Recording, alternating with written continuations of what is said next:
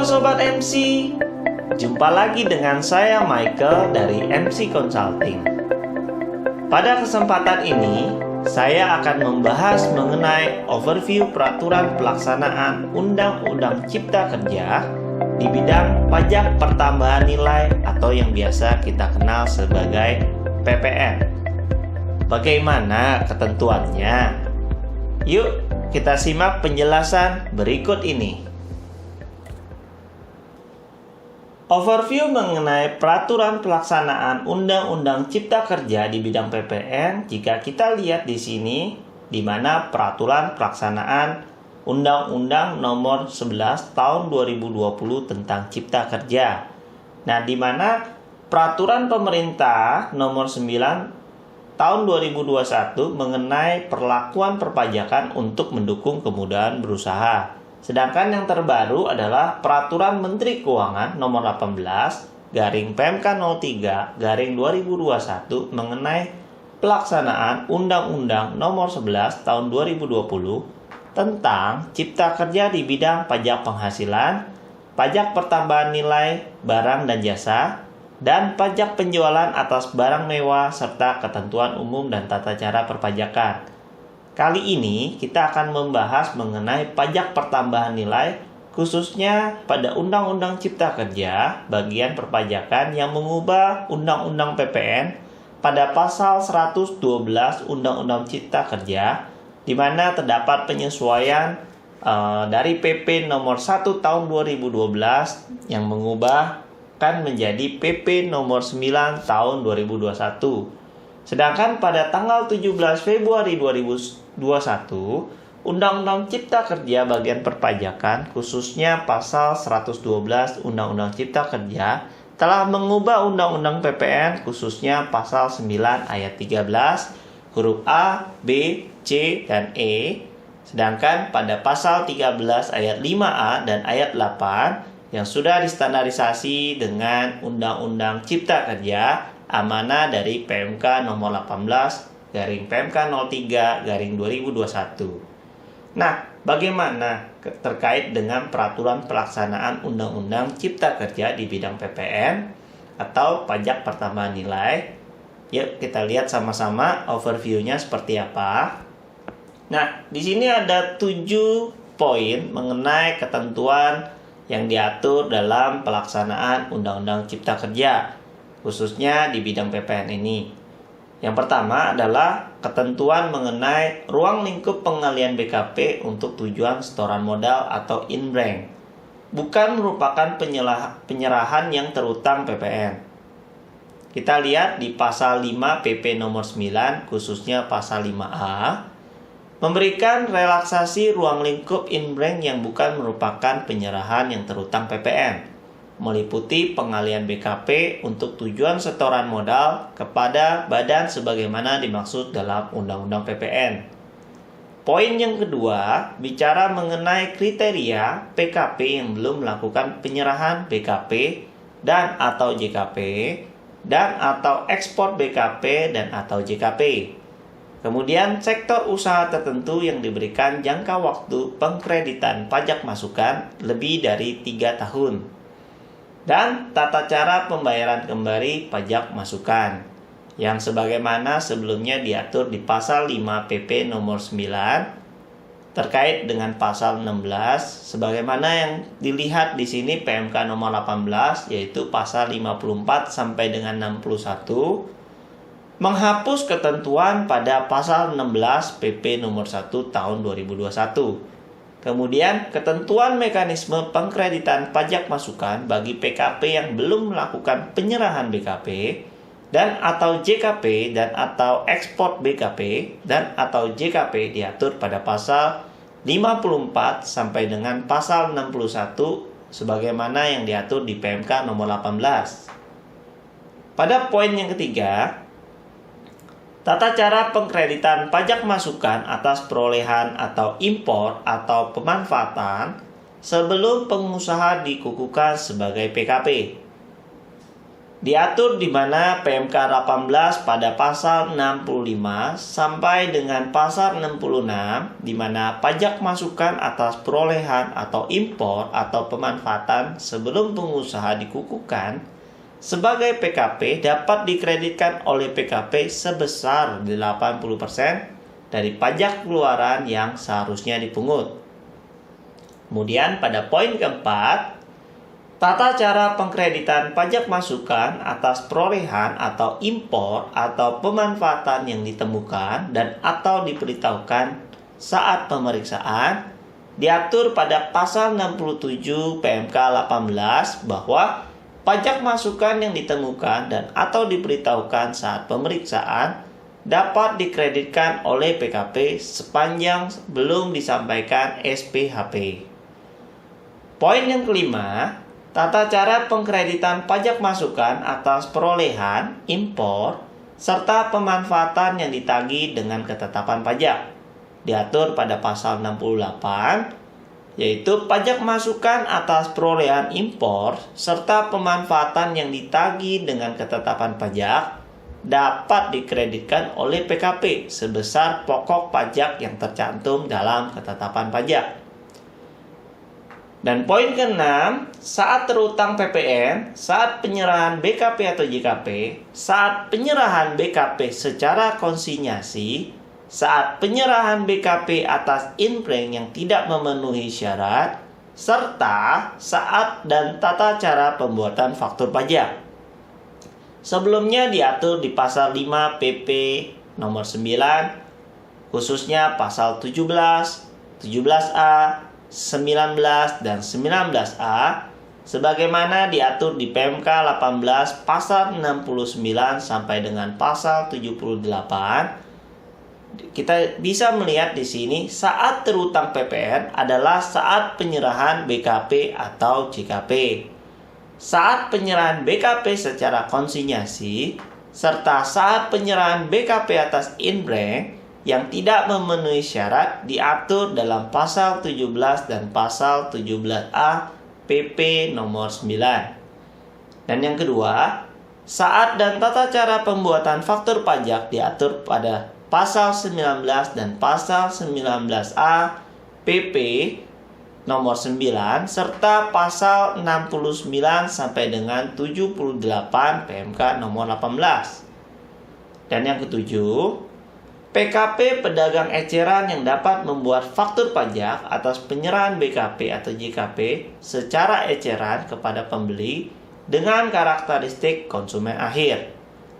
Pada pasal 5 PP nomor 9 khususnya pasal 20 dan yang terbaru adalah PMK nomor 18 khususnya pasal 79 sampai dengan pasal 82 di mana PKP yang melakukan penyerahan kepada konsumen akhir termasuk yang dilakukan melalui PMSI merupakan PKP pedagang eceran. Yang kedua, ketentuan pembuatan faktur pajak untuk penyerahan secara eceran diatur dalam pasal 79 sampai dengan pasal 82 PMK nomor 18. Pengkreditan pajak masukan bagi PKP yang belum melakukan penyerahan.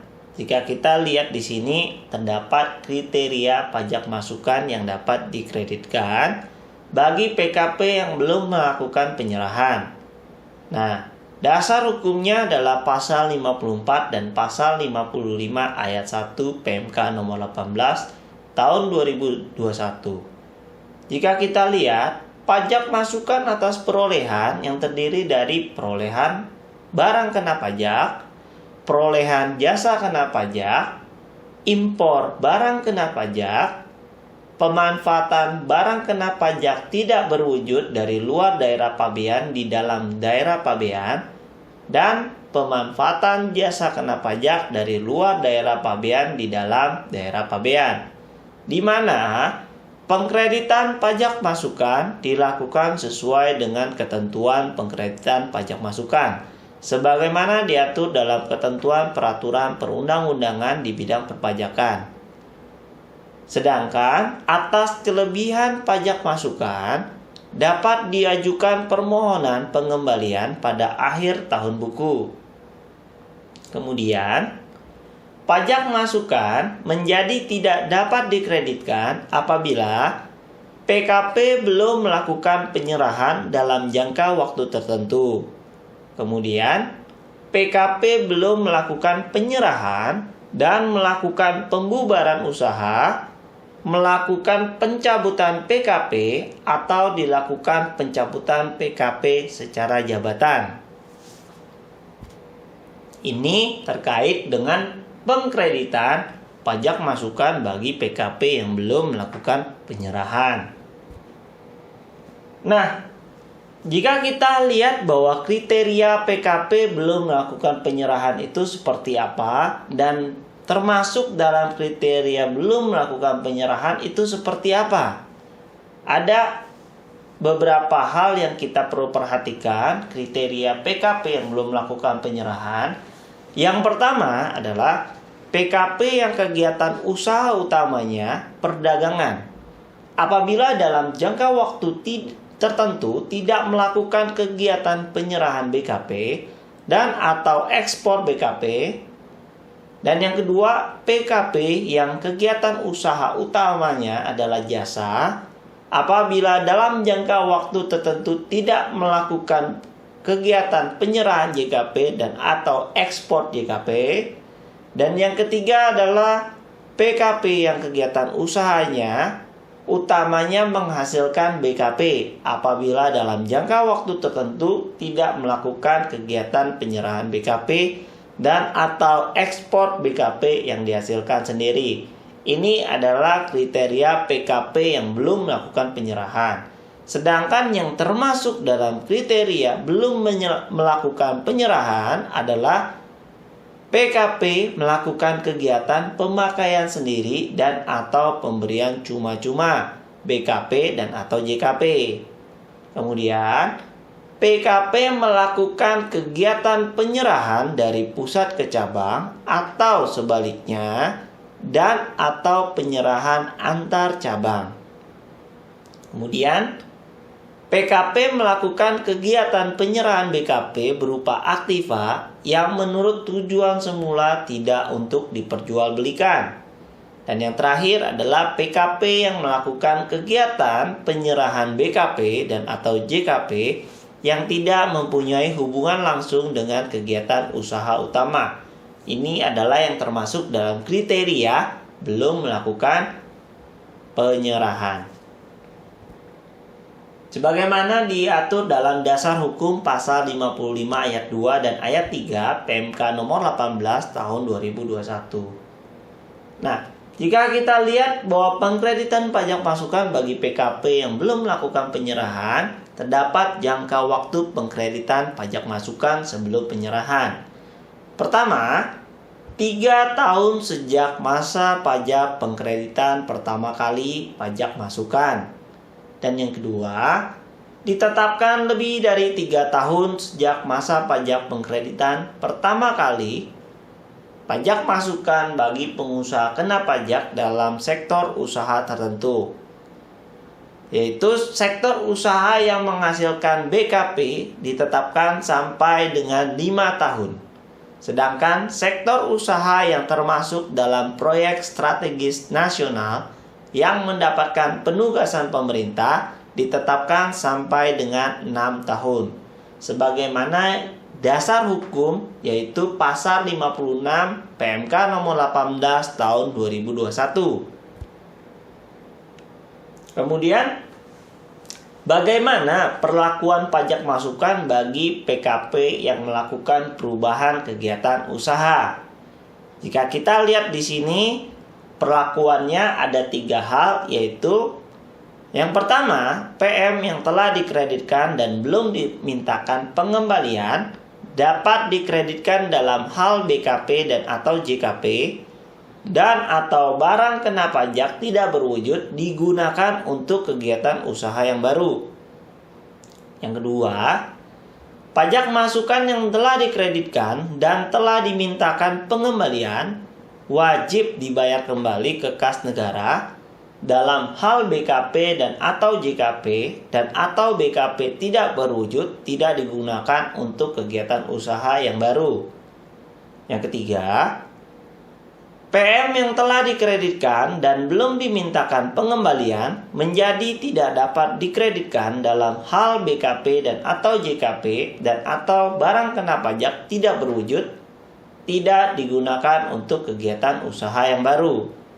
Maka yang harus dilakukan adalah dari 3 hal tersebut, dilakukannya pembetulan SPT masa PPN dalam hal pajak masukan menjadi tidak dapat dikreditkan sebagaimana yang diatur dengan dasar hukum pasal 57 PMK nomor 18 tahun 2021 mengenai perlakuan pajak masukan bagi PKP yang melakukan perubahan kegiatan usaha.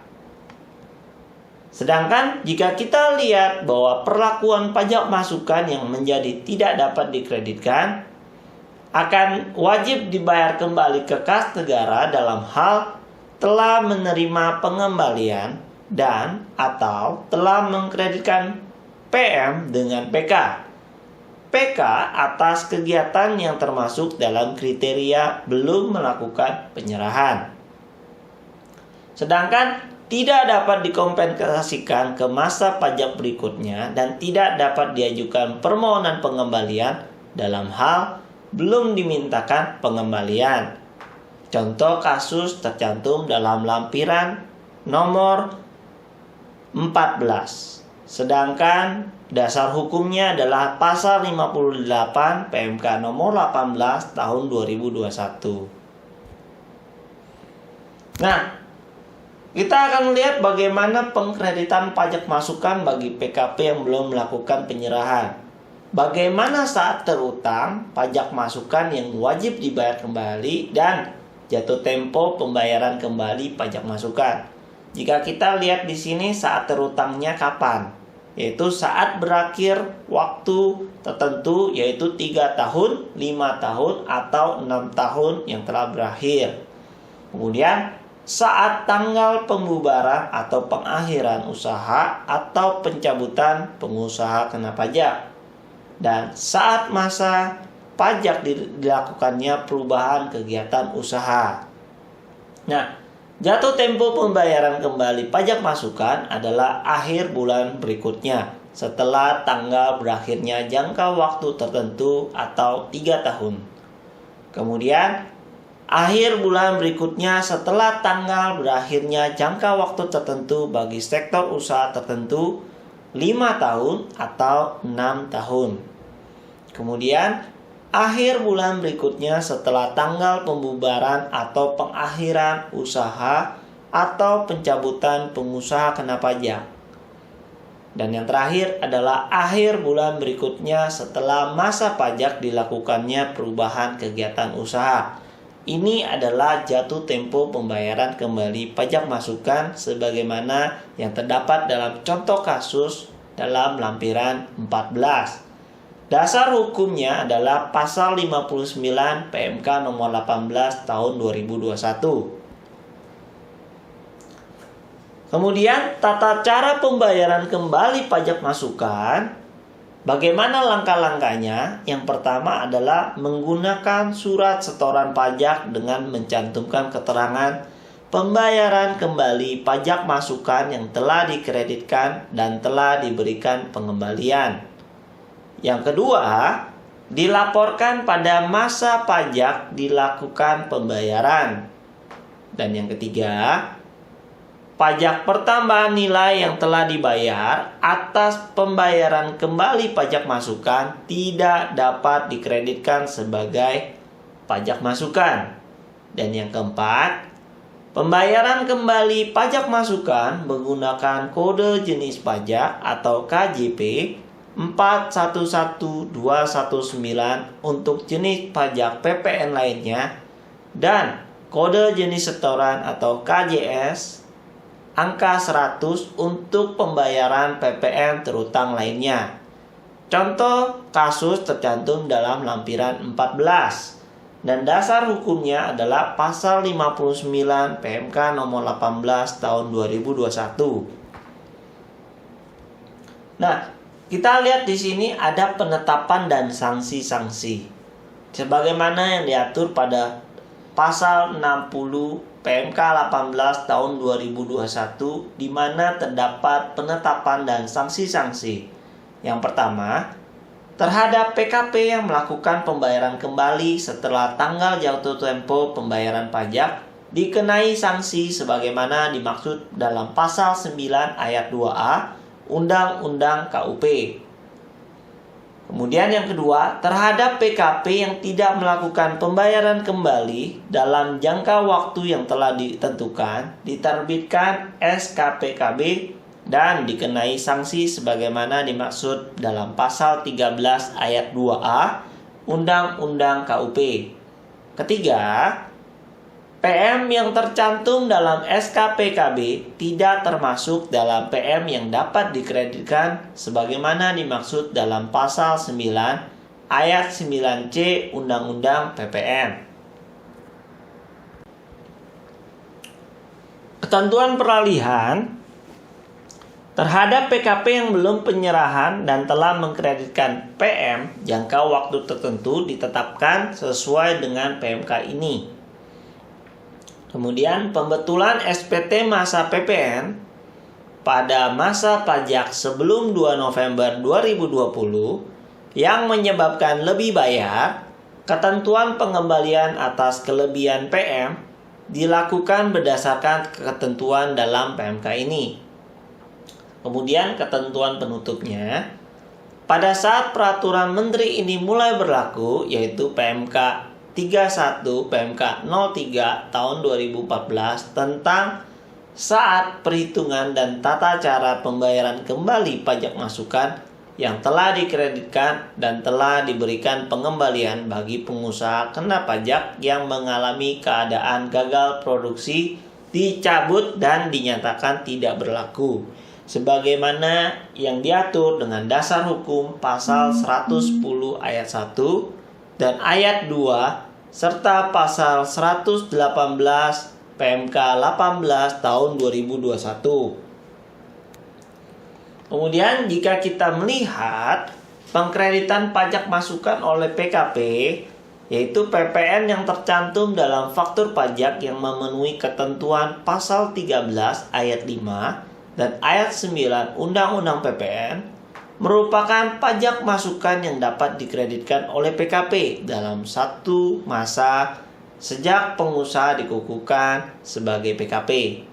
Kemudian, PPN yang tercantum dalam dokumen tertentu yang kedudukannya dipersamakan dengan faktur pajak yang memenuhi ketentuan pasal 13 ayat 6 dan ayat 9 Undang-Undang PPN sesuai dengan ketentuan peraturan perundang-undangan di bidang perpajakan juga merupakan pajak masukan yang dapat dikreditkan oleh PKP dalam suatu masa pajak sejak pengusaha dikukuhkan sebagai PKP.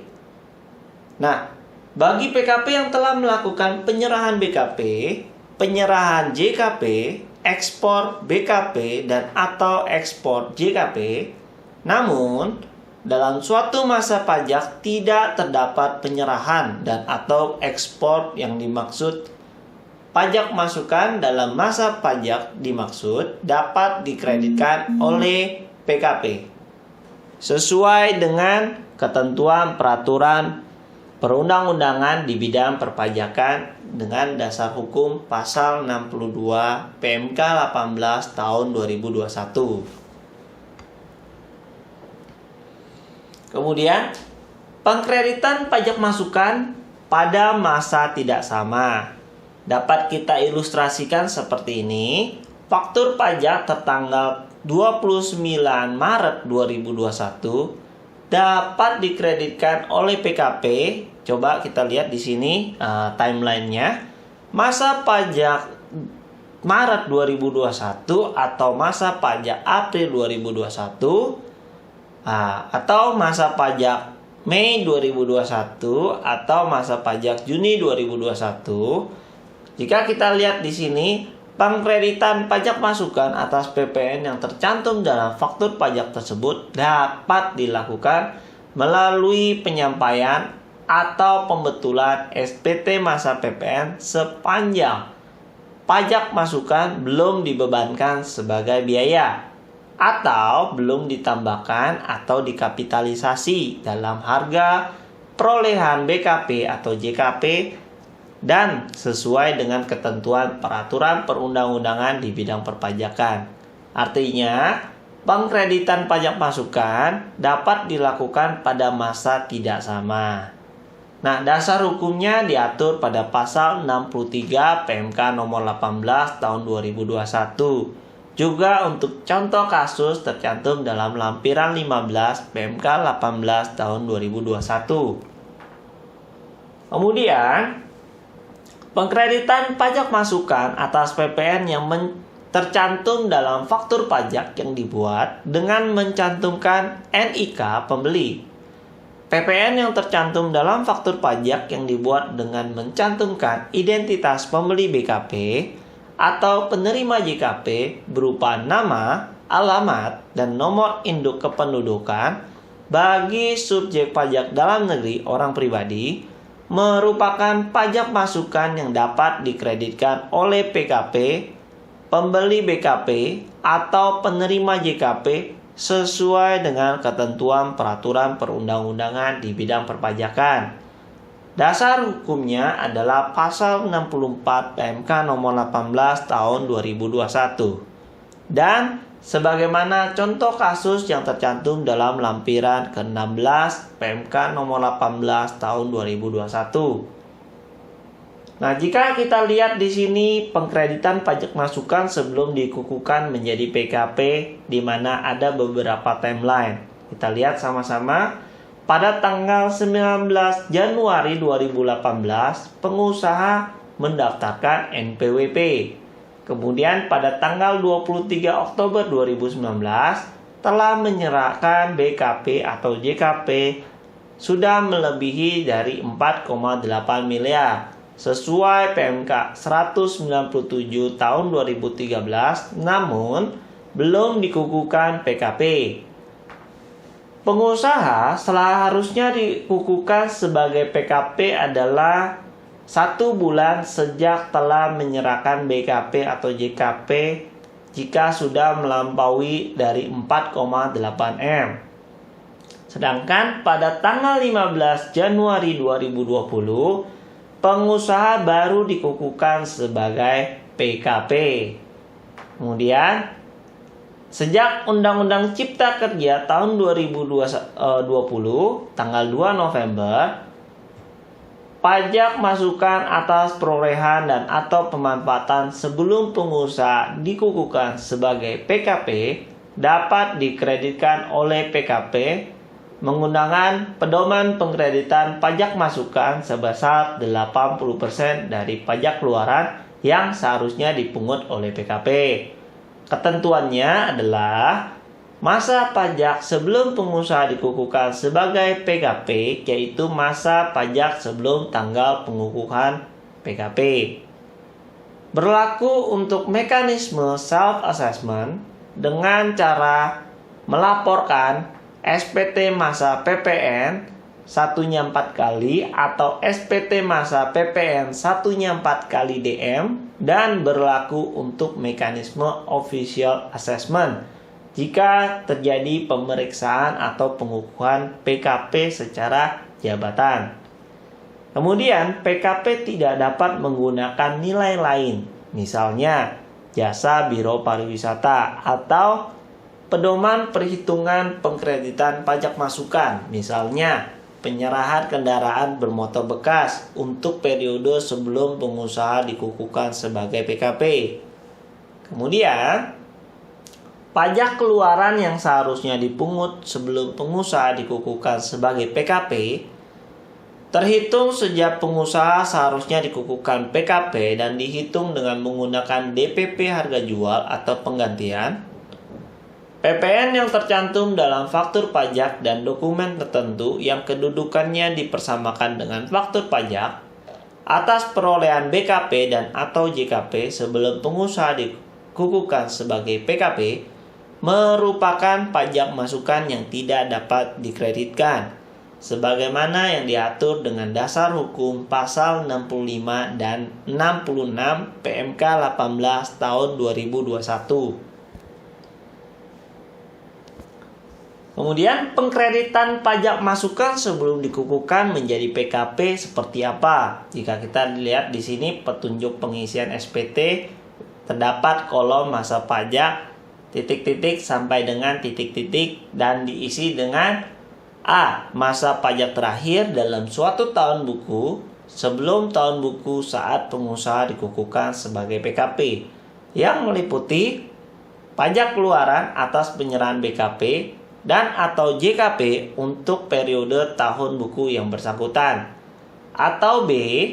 Masa pajak terakhir sebelum pengusaha dikukuhkan sebagai PKP dalam tahun buku saat pengusaha dikukuhkan sebagai PKP, yang meliputi pajak keluaran atas penyerahan BKP dan atau JKP sebelum pengusaha dikukuhkan sebagai PKP untuk periode tahun buku yang bersangkutan.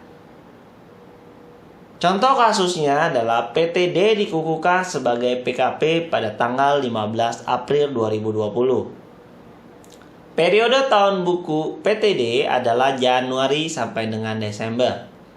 PTD seharusnya wajib melaporkan usahanya untuk dikukuhkan sebagai PKP pada masa Agustus 2018. PTD dapat mengkreditkan pajak masukan sebelum PTD dikukuhkan sebagai PKP dengan menggunakan pedoman pengkreditan pajak masukan sebesar 80% dari pajak keluaran yang seharusnya dipungut sejak masa Agustus 2018. Pengisian kolom masa pajak dalam SPT masa PPN PTD yaitu masa pajak Agustus sampai dengan Desember diisi dengan 12 sampai dengan 12 tahun 2018. Untuk masa pajak Januari sampai dengan Desember diisi dengan 12 sampai dengan 12 2019. Dan untuk masa pajak Januari sampai dengan April 2020 diisi dengan 03 sampai dengan 03 2020. Dasar hukumnya adalah pasal 65 dan pasal 66 PMK 18 tahun 2021. Dan petunjuk penyampaian SPT serta contoh kasus juga tercantum dalam lampiran ke-17 PMK 18 tahun 2021. Kita lihat di sini petunjuk pengisian SPT, yaitu SPT masa PPN satunya 4 kali. Yang pertama adalah pajak keluaran dilaporkan secara digunggung dalam formulir satunya 4 kali AB, bagian IB2 penyerahan dalam negara dengan faktur pajak yang digunggung.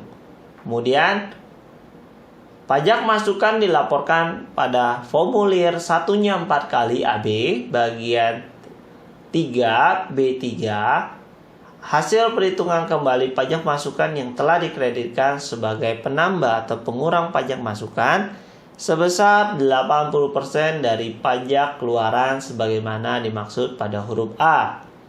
Dan jika kita melihat pada SPT PPN DM satunya 4 kali ya, sama, cuman bedanya DM, yaitu memberikan tanda silang pada opsi kotak yang berdasarkan kegiatan usaha. Artinya kita menyesuaikan dengan kegiatan usahanya.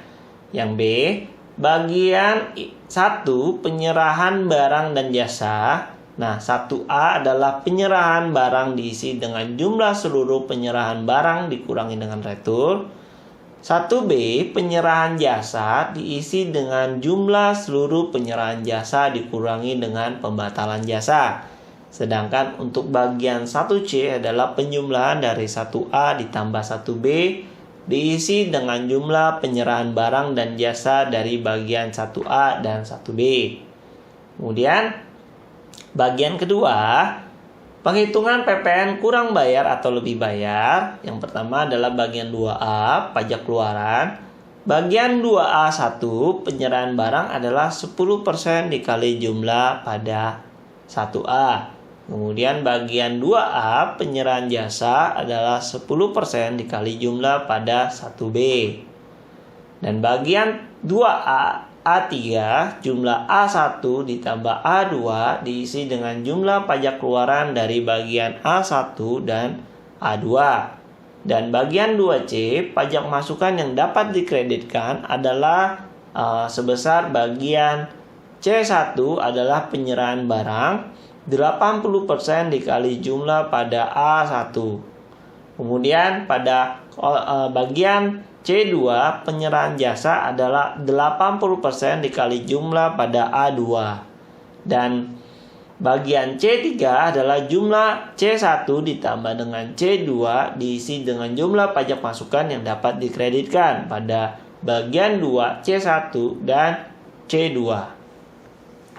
Diatur dalam Dasar Hukum Pasal 65 dan Pasal 66 PMK nomor 18 tahun 2021. Nah, petunjuk pengisiannya atau penyampaiannya untuk SPT dan serta contoh kasus tercantum dalam lampiran ke-17 PMK nomor 18 tahun 2021. Terdapat ketentuan peralihan yaitu pengkreditan pajak masukan sebelum dikukuhkan menjadi PKP, yaitu PKP dapat mengajukan pengurangan atas jumlah pajak yang tercantum dalam surat ketetapan pajak sebagaimana diatur dalam pasal 36 ayat 1 huruf B Undang-Undang KUP atas surat ketetapan pajak yang diterbitkan sejak tanggal 2 November 2020 sampai dengan berlakunya peraturan menteri ini atas penyerahan BKP dan atau JKP sebelum pengusaha dikukuhkan sebagai PKP dengan ketentuan A. Hasil pemeriksaan tidak memperhitungkan pajak masukan dengan menggunakan pedoman pengkreditan pajak masukan. Dan B. PKP tidak menyetujui hasil pemeriksaan sebagaimana dimaksud pada huruf A. Nah, ketentuan peralihan di sini diatur dengan Dasar Hukum Pasal 110 ayat 3 PMK 18 tahun 2021. Kemudian ketika kita membahas mengenai pengkreditan pajak masukan yang diberitahukan dan atau ditemukan pada waktu dilakukan pemeriksaan. Seperti apa? Yuk kita lihat sama-sama. Pada saat PKP diberitahukan bahwa PKP memberitahukan kepada DJP atas pajak masukan yang belum dilaporkan dalam SPT masa PPN dengan memperlihatkan dan atau meminjamkan dokumen sesuai dengan ketentuan PMK nomor 17 tahun 2013. Dokumen dapat berupa faktur pajak dan atau dokumen tertentu yang tidak dilaporkan dalam SPT masa PPN. Nah, dan atau ketika ditemukan oleh Fiskus dalam hal DJP menemukan dokumen yang belum dilaporkan oleh PKP dalam SPT masa PPN, maka pada saat diberitahukan atau ditemukan akan dilakukan pengkreditan pajak masukan dengan diperhitungkan dalam ketetapan pajak yang akan diterbitkan dengan ketentuan PPN yang tercantum dalam faktur pajak tersebut memenuhi ketentuan sebagai pajak masukan yang dapat dikreditkan sesuai peraturan perundang-undangan di bidang perpajakan. Kemudian, pengkreditan pajak masukan hanya dilakukan saat pemeriksaan berlangsung sepanjang SPHP belum disampaikan ke PKP. Nah, dari dua hal di sini diatur dalam pasal 67 PMK 18 tahun 2021 dan sebagaimana contoh kasus tercantum dalam lampiran ke-18 PMK nomor 18 tahun 2021. Oke. Kemudian bagaimana pengkreditan pajak masukan yang ditagih dengan ketetapan pajak? Nah, jika ditagih dengan ketetapan pajak, maka pajak masukan atas perolehan, impor, serta pemanfaatan yang ditagih dengan penerbitan ketetapan pajak dapat dikreditkan oleh PKP sebesar jumlah pokok yang tercantum dalam ketetapan pajak. Dengan ketentuan, PKP menyetujui hasil pemeriksaan atas ketetapan pajak. Kemudian, pelunasan dilakukan sejak Undang-Undang Cipta Kerja mulai berlaku dengan menggunakan SSP atau BPN atau sarana lain yang dipersamakan dengan SSP, baik PBK atau SP2D atau BPN atas kompensasi utang pajak yang dikreditkan hanya pokok SKP. Tidak dilakukan upaya hukum, artinya tidak terdapat keberatan, dan pasal 36 Undang-Undang KUP yaitu banding atau peninjauan kembali, termasuk upaya hukum yaitu gugatan. Pengkreditan pajak masukan sesuai dengan ketentuan peraturan perundang-undangan di bidang perpajakan. Jika kita lihat di sini, ketetapan pajak meliputi yang pertama SKP atas perolehan BKP atau JKP, kedua SKP atau atas impor barang, ketiga SKP atas pemanfaatan JKP, atau yang keempat SKP atas pemanfaatan BKP tidak berwujud. Dilampiri dengan seluruh BPN dengan mencantumkan NTPN, kemudian bukti PBK sesuai dengan PMK 242 tahun 2014, dan atau SP2D atau BPN atas kompensasi utang pajak sesuai PMK 244 tahun 2015 atas pelunasan SKP, yang merupakan dokumen tertentu yang kedudukannya dipersamakan dengan faktur pajak.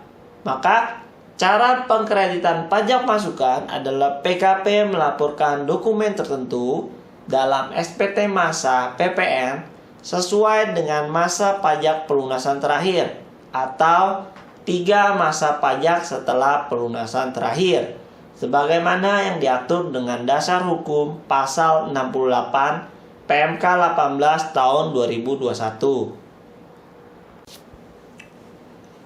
Kemudian jika kita melihat pengkreditan pajak masukan yang ditagih dengan ketetapan pajak, di sini dapat diilustrasikan apabila pelunasan terakhir pada tanggal 15 Januari 2021 dikatakan dapat dikreditkan oleh PKP pada tanggal atau masa pajak Januari 2021 atau masa pajak Februari 2021 atau masa pajak Maret 2021 atau masa pajak April 2021.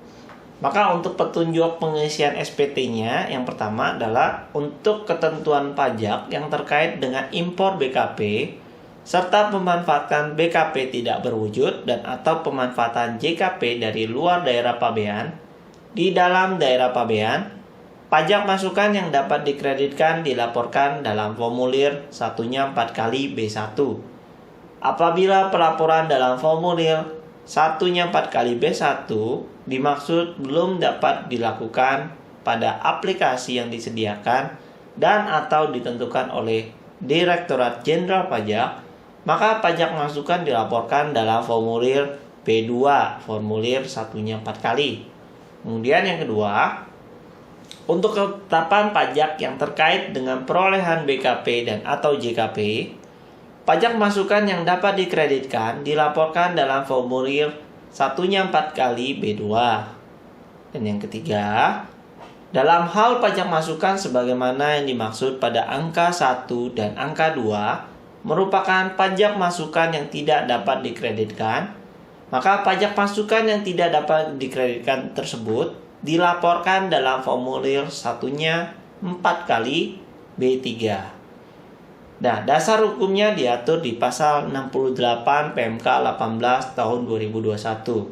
Kemudian petunjuk penyampaian SPT dan contoh kasus tercantum dalam lampiran ke-19 PMK 18 tahun 2021. Kemudian pengkreditan pajak masukan yang ditagih dengan ketentuan pajak Ketentuan peralihannya diatur bahwa pajak masukan atas perolehan BKP dan atau JKP, impor BKP serta pemanfaatan BKP tidak berwujud dan atau pemanfaatan JKP dari luar daerah pabean di dalam daerah pabean yang ditagih dengan ketentuan pajak yang diterbitkan sebelum tanggal 2 November 2020 dapat dikreditkan oleh PKP sepanjang memenuhi ketentuan sebagaimana dimaksud dalam pasal 68 ayat 1. Dan jumlah PPN yang masih harus dibayar meliputi pokok pajak dan sanksi sebagaimana tercantum dalam ketetapan pajak telah dilunasi sejak tanggal 2 November tahun 2020. Nah, khususnya untuk pasal 68 ayat 1 ada beberapa poin. Poin yang A, ketetapan pajak dimaksud merupakan SKP yang diterbitkan hanya untuk menagih pajak masukan atas perolehan BKP dan atau JKP, impor BKP, serta pemanfaatan BKP tidak berwujud dan atau pemanfaatan JKP dari luar daerah pabean di dalam daerah pabean. B. PKP menyetujui seluruh hasil pemeriksaan atas ketetapan pajak. C. Jumlah PPN yang masih harus dibayar meliputi pokok pajak dan sanksi sebagaimana tercantum dalam ketetapan pajak telah dilakukan pelunasan. Poin D. Tidak dilakukan upaya hukum atas ketetapan pajak. Dan poin E. Sesuai dengan ketentuan peraturan perundang-undangan di bidang perpajakan. Nah, dasar hukumnya adalah pasal 110 ayat 4 PMK nomor 18 tahun 2021. Kemudian jika kita lihat kapan saat penyerahan, khususnya untuk konsinyasi dan pengertian konsinyasi itu seperti apa, kita lihat di sini. Konsinyasi yaitu penyerahan BKP yang dilakukan dengan cara konsainer menitipkan BKP kepada konsaini dan konsaini menyerahkan BKP yang dititipkan sebagaimana dimaksud dengan huruf A kepada pembeli BKP dimaksud. Pengertian konsinyasi adalah saat penyerahan bagi pemilik barang atau konsainer. Pada saat harga atas penyerahan BKP diakui sebagai piutang atau penghasilan atau pada saat diterbitkan faktur penjualan oleh PKP konsainer sesuai dengan prinsip akuntansi yang berlaku umum dan diterapkan secara konsisten. Sedangkan saat penyerahan bagi penerima barang atau konsaini adalah pada saat BKP berwujud tersebut diserahkan secara langsung kepada pembeli atau pihak ketiga untuk dan atas nama pembeli.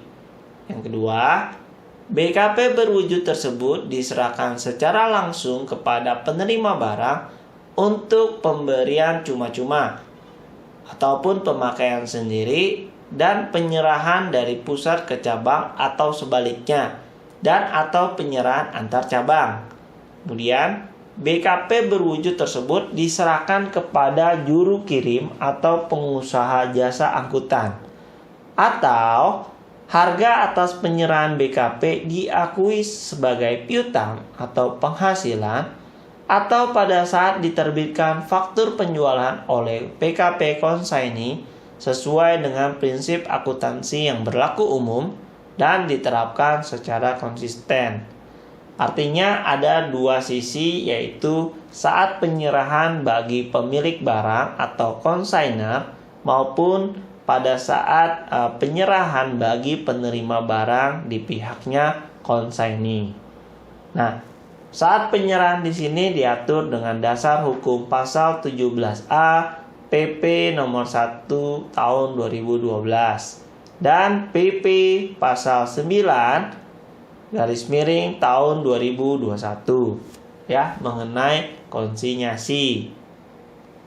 Kemudian saat penyerahan yang dimaksud dengan inbrank adalah inbrank yang tidak terutang PPN. Ya, kita lihat di sini inbrank yang tidak terutang PPN itu seperti apa dan kapan yang disebut dengan saat penyerahan.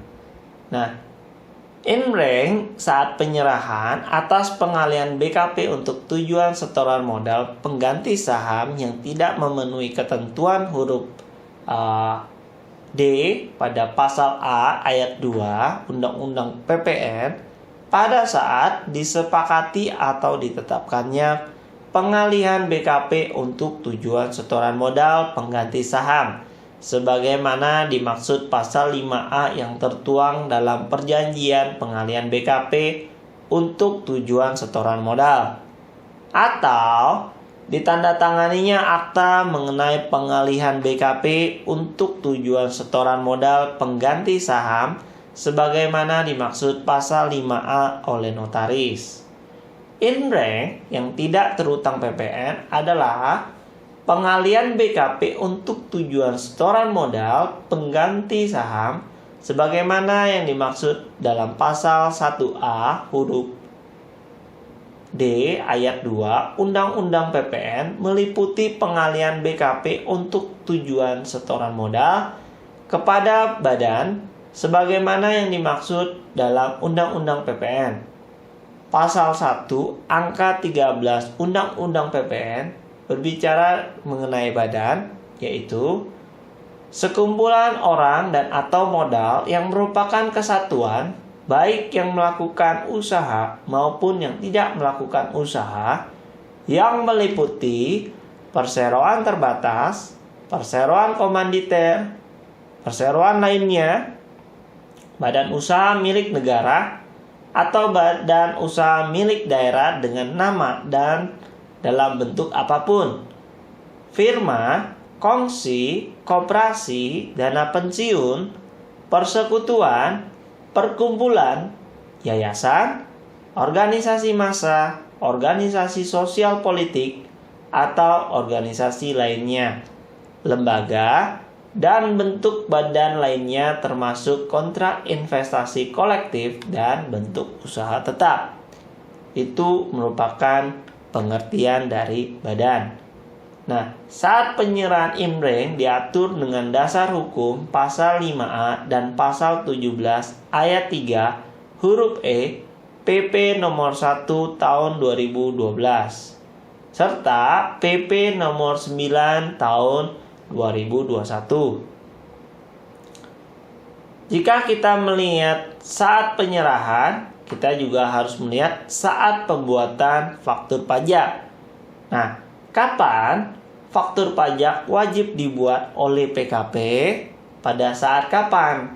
Yaitu penyerahan BKP, penyerahan JKP, ekspor BKP berwujud, ekspor BKP tidak berwujud, ekspor JKP atau penyerahan BKP secara konsinyasi. Ketentuan pasal 19 ayat 2 PP nomor 1 tahun 2012 mengenai pengecualian kewajiban penghapus pembuatan faktur pajak untuk pemakaian sendiri BKP atau JKP untuk tujuan produktif dihapus.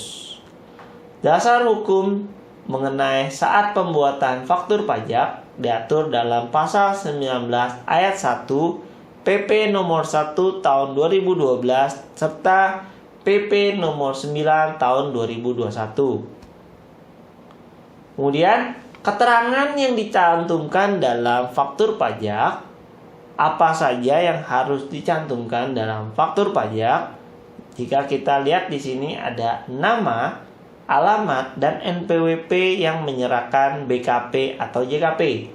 Kemudian, identitas pembeli BKP atau penerima JKP yang meliputi nama, alamat, dan NPWP bagi WP dalam negeri, badan, dan instansi pemerintah. Kemudian, nama, alamat, NPWP atau NIK bagi subjek pajak dalam negeri orang pribadi sesuai ketentuan peraturan perundang-undangan.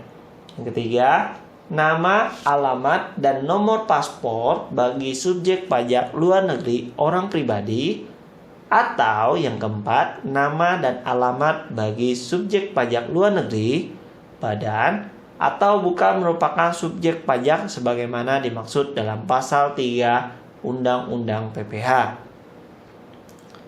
Nah, kemudian jenis barang atau jasa, jumlah harga jual atau penggantian dan potongan harga, serta PPN yang dipungut, PPNBM yang dipungut, kode, nomor seri, dan tanggal pembuatan faktur pajak, dan nama serta tanda tangan yang berhak menandatangani faktur pajak. Ini merupakan keterangan-keterangan yang harus dicantumkan dalam faktur pajak. Sedangkan untuk NIK mempunyai kedudukan yang sama dengan NPWP dalam rangka pembuatan faktur pajak dan pengkreditan pajak masukan. Yang dimaksud di atas adalah keterangan dalam faktur pajak diatur dengan dasar hukum pasal 19A PP nomor 1 tahun 2012, kemudian PP nomor 9 tahun 2021, dan pasal 72 PMK 18 tahun 2021. Ini yang mengatur mengenai keterangan dalam faktur pajak. Ketentuan peralihannya dalam faktur pajak mengenai keterangannya adalah pada saat peraturan pemerintah nomor 9 tahun 2021 mulai berlaku, PKP selain PKP pedagang eceran yang membuat faktur pajak tanpa mencantumkan identitas pembeli BKP atau penerima JKP sebagaimana dimaksud dalam pasal 13 ayat 5 huruf B Undang-Undang PPN sampai dengan 30 hari setelah PP nomor 9 tahun 2021 mulai berlaku tidak dikenai sanksi administratif sebagaimana dimaksud dalam pasal 14 ayat 4 Undang-Undang KUP yang memberikan kepastian hukum dan waktu bagi PKP untuk melaksanakan penyesuaian. Nah, ketentuan peralihan mengenai keterangan dalam faktur pajak diatur dengan pasal 8 PP nomor 1 tahun 2012 serta PP nomor 9 tahun 2021. Jika kita melihat faktur pajak yang berbentuk elektronik, nah faktur pajak yang berbentuk elektronik dibuat menggunakan aplikasi atau sistem yang disediakan dan atau ditentukan oleh DJP dan dicantumkan tanda tangan elektronik. Nah, kecuali faktur pajak atas apa saja? Yang pertama, penyerahan BKP kepada orang pribadi pemegang paspor luar negeri atau VAT refund. Poin B, penyerahan BKP atau JKP kepada pembeli atau BKP atau JKP dengan karakteristik konsumen akhir atau eceran. Yang C, penyerahan BKP atau JKP dan atau ekspor BKP atau BKP tidak berwujud atau JKP yang bukti pemungutan PPN-nya berupa dokumen tertentu yang kedudukannya dipersamakan dengan faktur pajak atau dokumen tertentu. Dibuat sesuai dengan peraturan terkait sebagaimana dasar hukumnya adalah pasal 73 PMK 18 tahun 2021. Nah, faktur pajak yang berbentuk elektronik wajib diunggah menggunakan aplikasi atau sistem yang disediakan dan atau ditentukan oleh Direktur Jenderal Pajak untuk mendapatkan persetujuan dari DJP. Faktur pajak yang tidak mendapatkan persetujuan dari DJP itu merupakan bukan faktur pajak.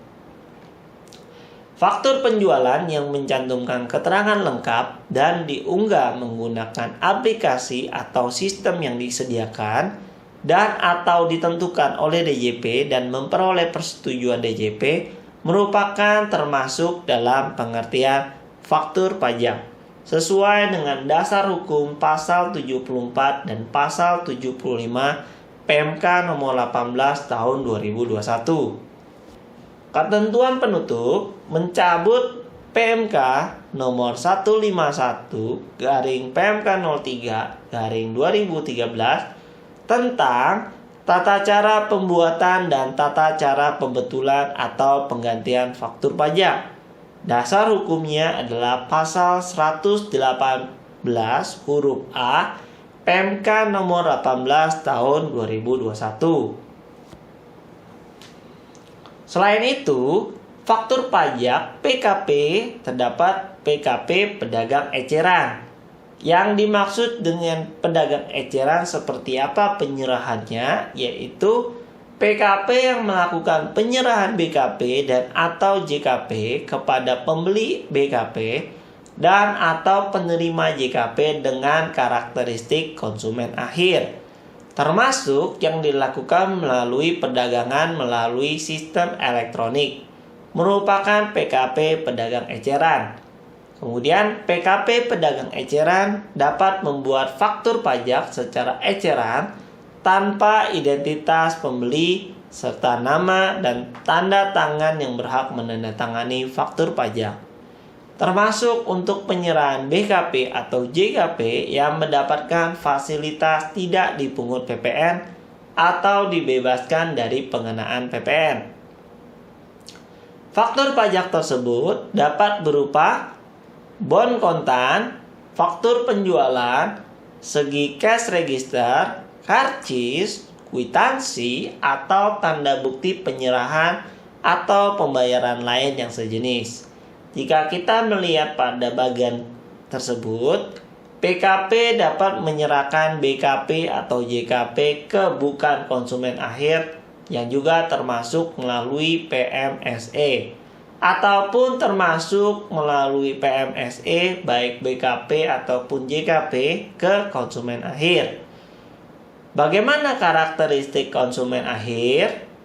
Yaitu ada 2 karakteristik. Yang pertama, pembeli barang dan atau penerima jasa mengonsumsi secara langsung barang dan atau jasa yang dibeli atau diterima.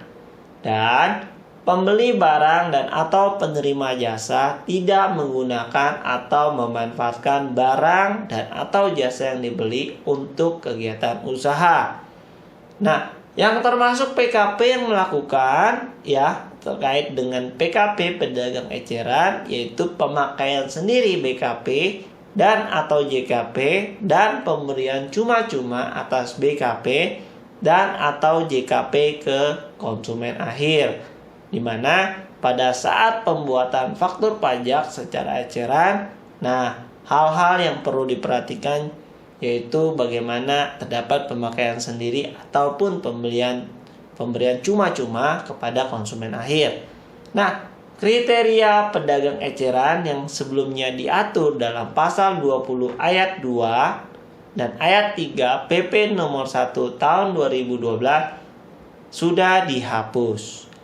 Dan mengenai faktur pajak PKP untuk pedagang eceran diatur dengan pasal 20 ayat 1 PP nomor 1 tahun 2012 yang sudah dilakukan perubahan melalui PP 9 tahun 2021 serta yang terakhir adalah pasal 79 dan pasal 80 PMK 18 tahun 2021. Terdapat ketentuan untuk pengecualian mengenai faktur pajak PKP pedagang eceran.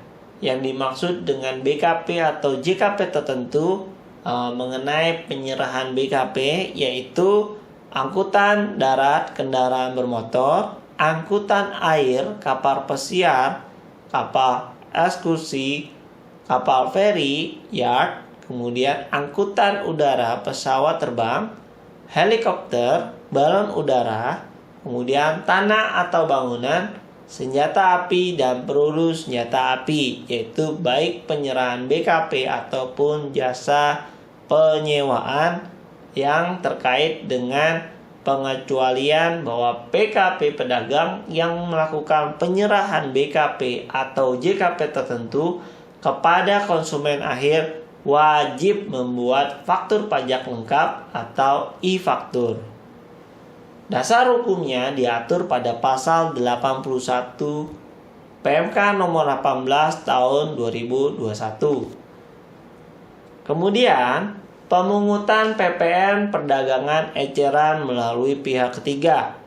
Ketentuan lebih lanjut mengenai tata cara pemungutan, penyetoran, dan pelaporan PPN oleh PKP yang melakukan penyerahan BKP dan atau JKP kepada pembeli BKP dan atau penerima JKP dengan karakteristik konsumen akhir melalui pihak ketiga dan penunjukan pihak ketiga sebagai pemungut PPN diatur dengan peraturan Menteri Keuangan untuk memberikan kemudahan administratif PPN bagi PKP pedagang eceran sebagaimana yang diatur dengan dasar hukum pasal 20 ayat 4 PP nomor 1 tahun 2021 dan PP nomor 9 tahun 2021.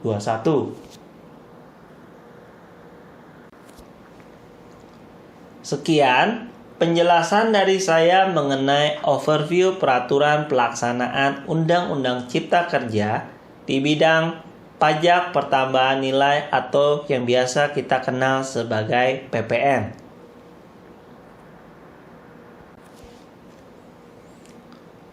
Bersama MC Consulting, kami siap membantu Anda dengan kualitas pelayanan terbaik. Administratif perhitungan perpajakan akan menjadi lebih efektif dan efisien sesuai regulasi terbaru dari Undang-Undang Cipta Kerja serta RUU Harmonisasi Peraturan Perpajakan yang sudah disahkan oleh DPR yang menjadi undang-undang. Dengan solusi kreatif dan informasi yang relevan serta strategi perpajakan yang tepat dapat menjadi pilihan terbaik dalam setiap pengambilan keputusan bisnis Anda. MC adalah solusi terbaik untuk bisnis Anda. Segera hubungi kami ya. Terima kasih. Sampai jumpa. Dadah.